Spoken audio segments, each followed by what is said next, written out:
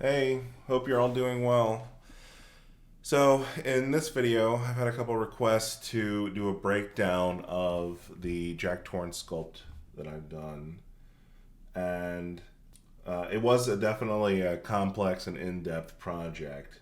And I'm not going to be going super in depth with all the intricate little details of how I did everything. But what I hope to do is give you a general overview of my workflow, hopefully, some ideas about how you can achieve similar results. Let's just jump right in. So, before I actually start looking at the project files, I'd like to just do like a quick rundown of my workflow. And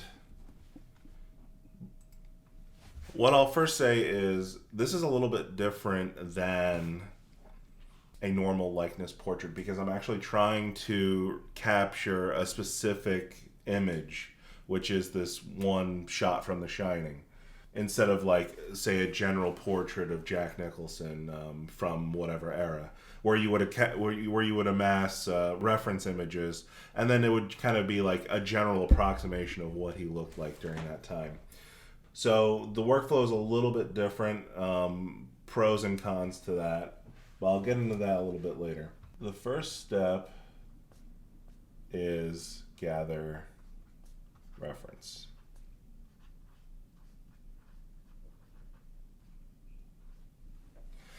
Always the most important and the foundation of the project. If you don't have good reference, obviously you're not going to have much to work off of, and you're going to have to fill in the blanks, with either your own knowledge of anatomy, or it's going to be more difficult down the line if you don't have a bunch of reference gathered. More than you think you're going to need is always a good rule of thumb for gathering firewood and reference for a sculpt. The second thing that I did was I took a base mesh that I had rigged, just a generic male base mesh, and that was rigged, and then I posed it in Maya, trying to get the general expression of the character and position of his body. So, pose base mesh.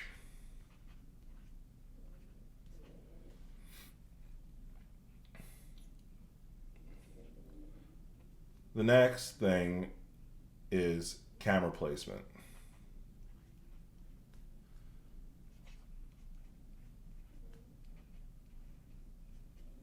And these two kind of, besides the reference, which is I guess the penultimate foundation, this is the final foundation of the project. And I'm going to group these together because this is something that you really need to nail down before you really start sculpting. I guess you could start sculpting, but for me, it can be a giant jigsaw puzzle, and it's really important to get that camera placed before, or the pose and the camera placement done before you really start getting into the rest of the project. So once I have that locked down, this is where what you would typically assume would take place. So sculpting,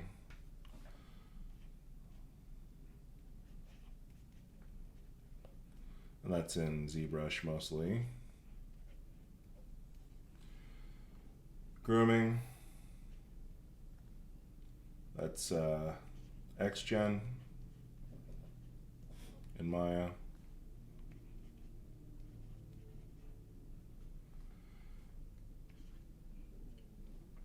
The clothes, this was actually done in a bunch of programs: Substance, uh, Maya, and ZBrush. So I'll get into that a little bit later. And then lighting,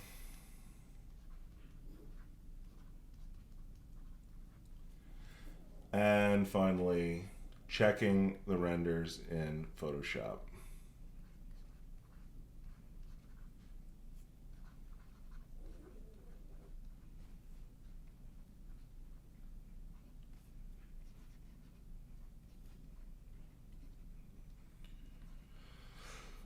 So just like these 2 and 3 were grouped,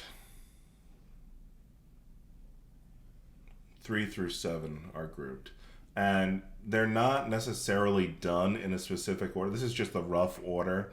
You'll see when I go through the work in progress renders that I didn't necessarily finished all of the sculpting and then did all of the grooming and then did the clothes and the lighting. It was really more like getting them all in a good state and then checking. So it was a lot of, initially getting the pose and the camera placement right was a lot of checking in Photoshop and then going back, making alterations, and then same with this as well.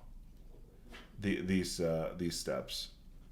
So, yeah, this style of trying to replicate the image is definitely more tedious and time-consuming than just doing general likeness, because you don't have to be constantly rendering out an image and then cross-referencing it with those screen grabs or whatever image you're trying to replicate. But it also, I would say the benefits are that you do have that solid foundation of like, this is exactly how it needs to be. And so you can know exactly where you need to make those adjustments. All right, I think that takes care of the workflow. Hopefully all this made sense. Let's get into the project file. So first up is PureRef. If you're unfamiliar with PureRef, it's free. It's a reference image tool. I think it's the best available. I use this with every project that I work on, and it's just a great way to be able to group your images together. Say oh, I want all of these screen grabs off in this corner, and it's just nice to be able to have this and be able to see all your reference images next to each other, stacked next to each other. So most of the reference that I gathered, there's a bunch of screenshots that I took from I think a Blu-ray copy of The Shining. And I went through, and this scene is a long zoom in to Jack's face. So I just took screen grabs at different, focal lengths of his face. So that, for example, a close-up like here, I could see much, much better his pores and wrinkles, and further zoomed out that I could get a better understanding of his pose and his sweater and everything else that was further out. And then I also tried to just grab a bunch of other images wherever I could, Google search from the movie, of what he looks like from different angles, because you are going to have to, obviously it's 3D sculpting, you're going to have to fill in the profile, the 3/4 view, as best you can. And it's really important to have reference for that as well. I tried to just stick with whatever I could from the movie so that his hair would match roughly. All right, so once you have your reference gathered, let me go to Maya and I'll show you an early scene. This is the first scene, and I'll just show you how he's posed. So this is a duplicated mesh. This one's not rigged, and this is just rough blocking in, and I'll turn this off. And I'll show you, this is actually the rig, and this should still be all hooked up. Yeah. So this, just as best I could, figured, his arms are down by his side, his head is slightly tilted. You can see here, and it was just a lot of guess and check to see where he was. One tip that I will say is it's really important to have an anchor point. So what I mean by that is, you can keep going back and forth from trying to figure out, trying to get your model and camera placed and posed correctly, and then going back and checking and well, maybe I'll change my camera, maybe I'll change the pose a little bit. For me, I try to always nail down the size and placement of the eyes first. And once I have that, I know that I can adjust my camera and the pose of my character based on those eyes. So once you have an anchor point firmly in place, you can then extrapolate from that. But if you don't have that, you might go in and be well, maybe the eyes need to be a little bit bigger, maybe the eyes need to be a little smaller. Instead of that, just have a standard size eyes and place and make the focus on them. All right, so yeah, once he's posed, then I just duplicate it off. In later versions of the scene, I just deleted the rig because it wasn't needed anymore, and then I just have different versions of Jack's body in here, roughed out, and made sure I saved a bunch of iterations as I went. And I'll show you a later scene. So this is much further. I think this is the final version I have here, and there's no more rig in here. Here's the lighting setup. So it's two IBLs. Well, one's a physical sky, and then I've got two area lights.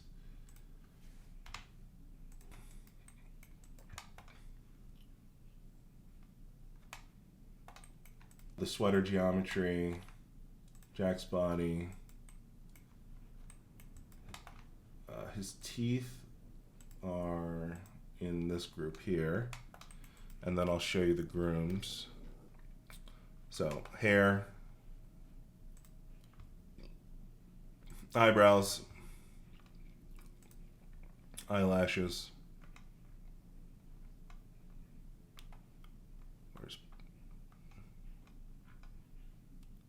the sweater fluff, and where's the beard?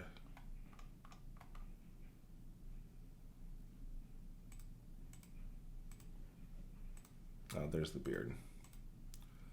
And you can see the modifiers that I put on, usually just like a clumping and a noise. I think the hair was probably the most complex one, multiple clumps and multiple noises. And then usually always a guide modifier as well. As a base. I've got several other tutorials up on my channel if you want to see, or I'll link them above, going over my Xgen process. Alright, then let me show my ZBrush.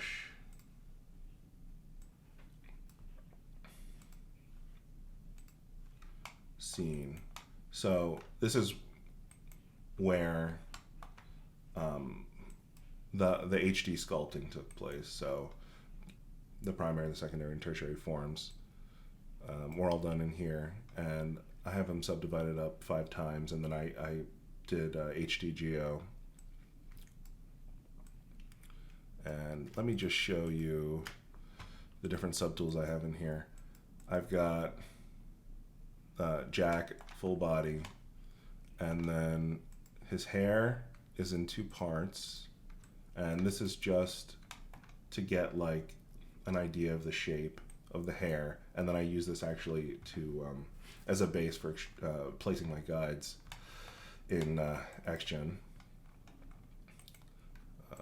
I've got an eye placeholder and a teeth placeholder, but this scene is mostly just about getting the sculpt and those layers right. So every iteration I would go up to Multi-Map Exporter and export out a displacement and a new texture map.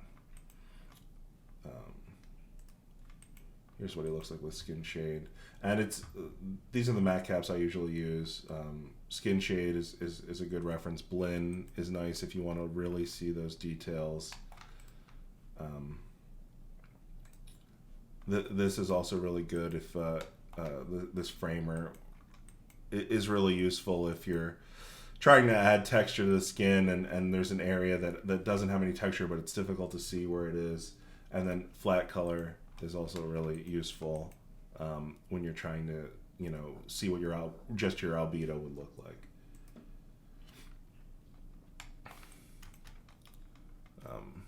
And then there was some work done with the sweater in here, but let me actually talk about that.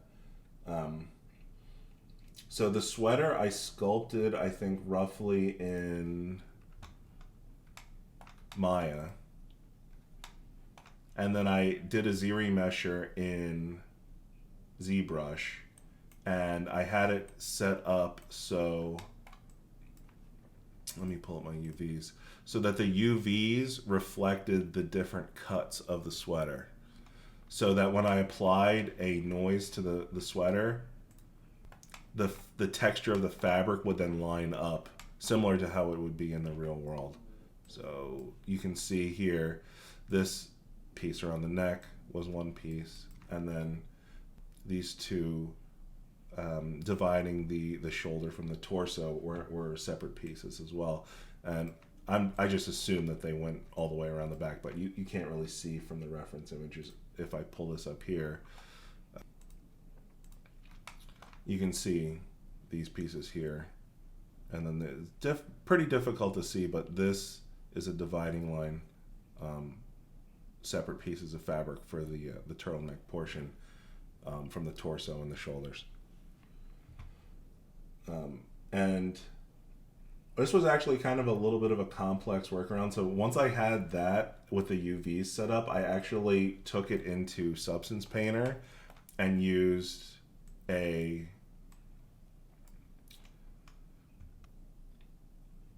one of their materials that, you know, as best that I could find, this like sweater stylized rib knit wool material, and then scaled it up to where I think it matched with the reference images, and I think that I actually counted the different ribs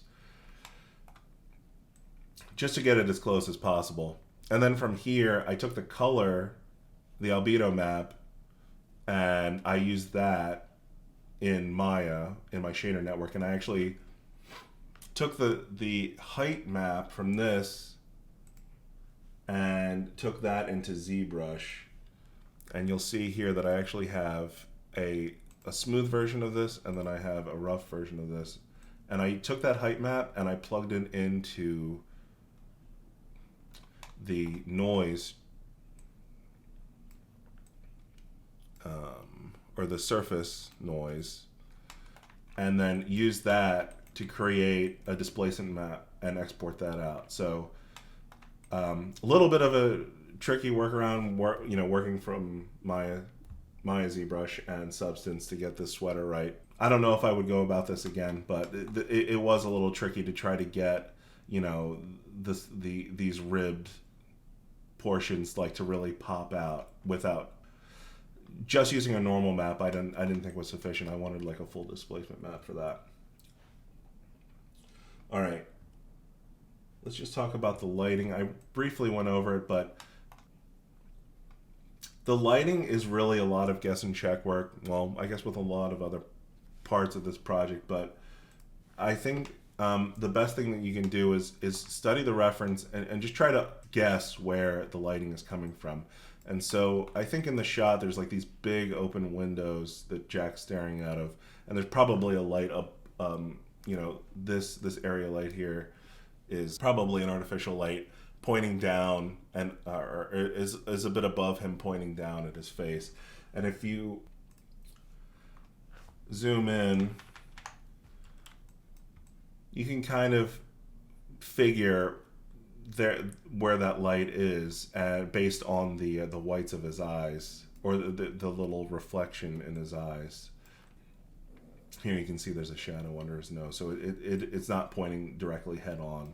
It's coming down a little bit, and from the right.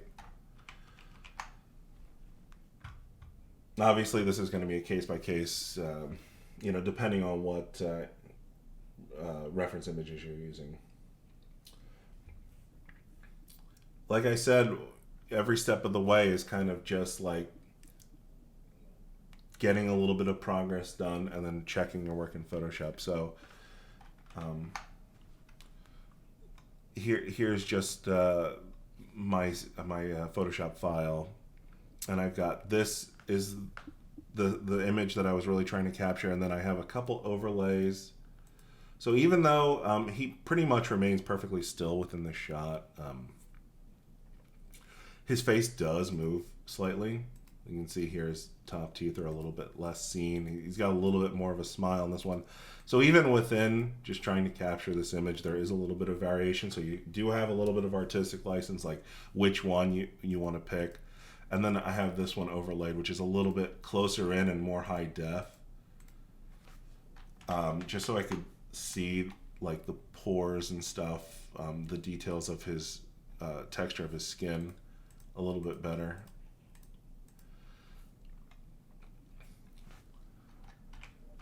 And here, I think this is the final overlay. So yeah, it's like dragging in your render, and then just flipping this on and off, and then and just trying to write down a little laundry list of what you think needs to be changed and updated. And obviously this isn't perfect. There's still, a ton of things that need to be changed about this. But after a while, it was just, diminishing returns. And I called it done. So we'll look through the work in progress images. So this is, like I said, just posing that base mesh, trying to get that pose and camera placement right.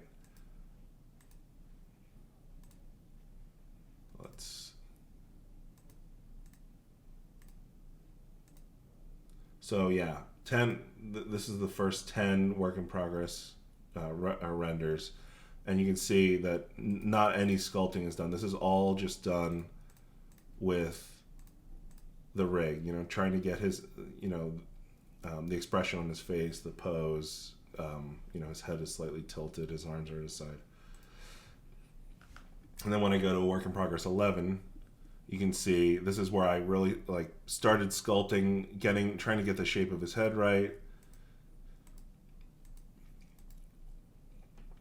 Here's trying to get that groom or rough in the eyebrows and the beard and the hair.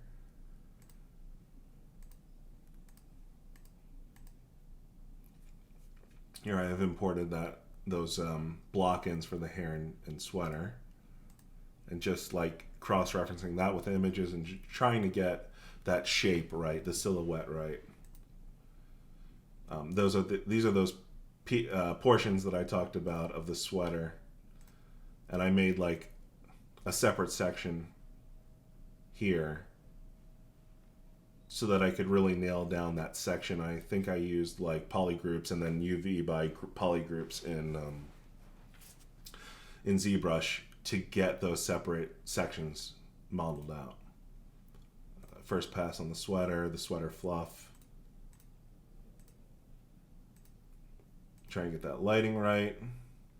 You can see here how the lighting was originally from the side, and this doesn't match up with those eye reflections. So you can see how this changed to this, and it's a little bit closer. I think the lighting changes a couple more times. Yeah, and see how these reflections, the in his eyes, are a little bit closer to the reference. First pass on the hair, not very pretty. Okay, so this is, yeah, I actually completely redid the hair. I think several times I actually redid the hair, but he has this balding pattern where he has a section of hair that's growing up here, and then a section that's more sparse behind it, and then more full section behind that. And I was just trying to capture that a little bit closer to the reference. You can see playing with that, playing with the shape of his forehead. These here, I was playing with the color temperature of the lights, and it really changes the mood of the image. And I think I ended up going with a cooler lighting. Let's see. This is the next version of the hair. A lot of work on the groom. Working on the sweater more. You can see here.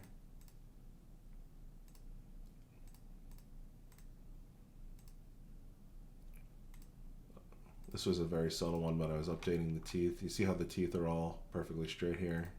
And then in this one, they're a little bit more jagged.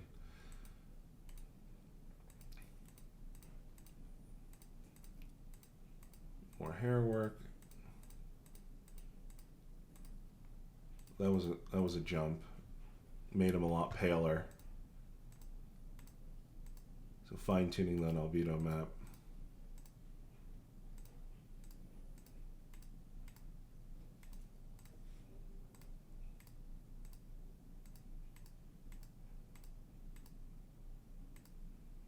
So this was originally where I wanted to call it done, but I wasn't fully happy with it. The spec's a little too hot, like the roughness map needs work, and the hair needs more work. So I actually went back after and did a little bit more work. You can see here, this next one, I took the spec all the way down. His skin's very, very rough here. And then I kind of just gradually brought it back in, up to a more reasonable level. and the hair was redone again. I wasn't happy with like this section here. I'm like this hair is like kind of coming out.